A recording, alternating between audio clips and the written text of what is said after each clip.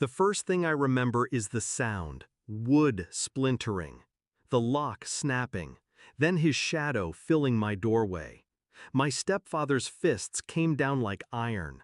My shoulder dislocated under the first blow. My ribs cracked under the second. I gasped for air, begged my mother for help. She stood there, arms folded, eyes cold. I collapsed onto the floor, vision blurring. The last thing I heard before blacking out was his laughter. But they should have killed me, because what happened next, what I planned, left even the police horrified. He wasn't always a monster, at least not in the beginning. When he first came into our lives, I wanted to believe he was different. He smiled at my mother like she was the only woman in the world. He brought me gifts, asked about school, promised to protect us both. For a while, I believed him. For a while, I thought my mother had finally found stability. But masks slip, and his slipped faster than I expected.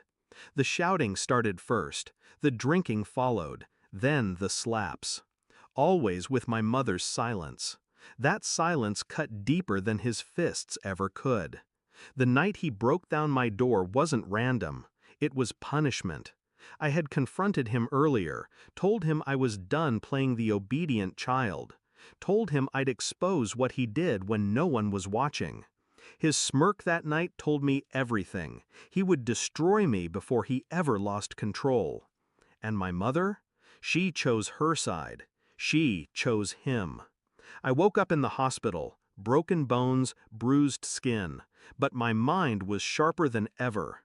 I didn't scream for justice, I didn't beg for sympathy. I planned, because I knew the truth. Monsters like him don't fear fists. They fear exposure. They fear losing control of the story. So I built mine. Step 1 was evidence. While I healed, I set the stage. Hidden cameras in the living room, audio recorders in the vents. Every insult, every threat, every drunken rant was captured. My mother's silence? That too. Proof of complicity. Step 2 was patience. I didn't rush. I let him believe he had broken me, limping around the house, head down, playing the part of the shattered victim.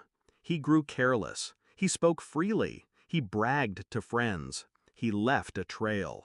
Step 3 was timing. The police had ignored me before. Neighbors turned away. But the night I called them again, I made sure they had no choice. It was midnight, again. This time, I was ready.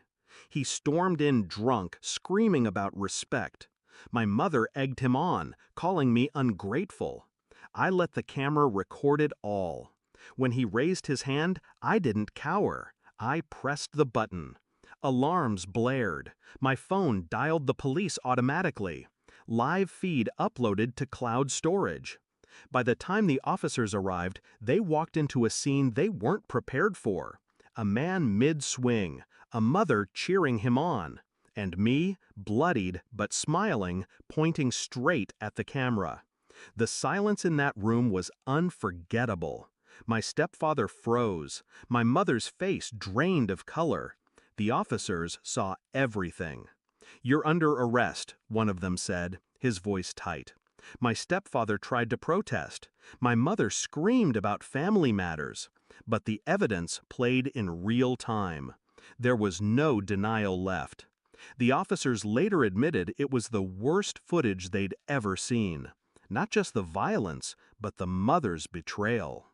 Court was my stage. I didn't cry. I didn't shake. I spoke clearly, calmly, describing each wound, each night, each betrayal.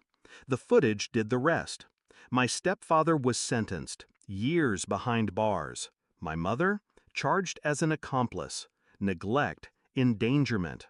The silence she wore like armor became the chain that dragged her down. People asked me afterward if I felt guilty, if destroying them both was too much. I tell them this: guilt belongs to those who choose silence. Guilt belongs to those who break bones and call it love. Me, I feel nothing but freedom. Now, when I look at the scars on my shoulder, I don't see weakness. I see survival. I see proof that monsters bleed when you shine a light on them.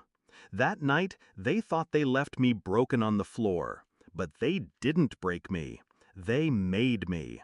And the look on their faces when the police burst in, when they realized the roles had reversed, was the sweetest revenge I could have asked for.